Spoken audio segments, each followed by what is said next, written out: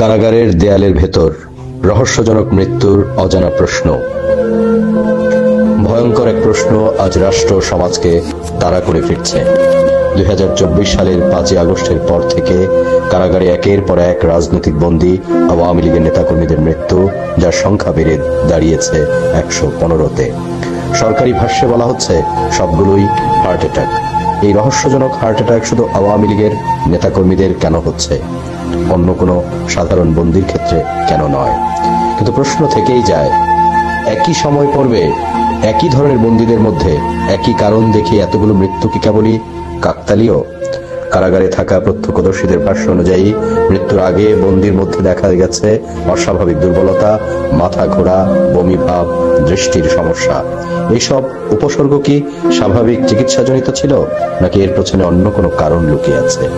বিশেষজ্ঞরা বলেন, হৃদরোগে ব্যবহৃত কিছু ঔষধ অত্যন্ত সংবেদনশীল। সঠিক তত্ত্বাবধান ছাড়া প্রয়োগ হলে তা জীবন রক্ষার বদলে জীবন নাশের ঝুঁকি তৈরি করতে পারে। তাহলে প্রশ্ন ওঠে, কারাগারের চিকিৎসা ব্যবস্থা কি যথাযথ নজরদারি ছিল? কে কিভাবে চিকিৎসার সিদ্ধান্ত নিয়েছে? সব মৃত্যুর ক্ষেত্রে কি স্বাধীন ময়নাতদন্ত হয়েছে?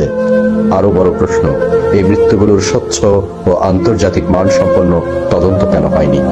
রাজনৈতিক পরিচয়ের কারণে কি বন্দীদের জীবন কম মূল্যবান হয়ে গেছে? অনেকেই বলে এর পেছনে রাজাকার কন্যা সৈয়দা রেজওয়ানা হাসান, যার নিবিড় তত্ত্বাবধানে এই কারাগারের বিশেষ মিশন পরিচালিত হচ্ছে। আর তার গোপন অস্ত্র হলো কারাবন্দীদের খাওয়ানো ডিজিটালিস গ্রুপের ঔষধ, যেমন ডিজিটক্সিন, মূলত ফক্সগ্লোভ গাছ থেকে তৈরি এবং ডাক্তাররা হার্টের রোগ, বিশেষ করে হার্টের ফেইলিউর বা অ্যারিথমিয়া নিয়ন্ত্রণে ব্যবহার করে।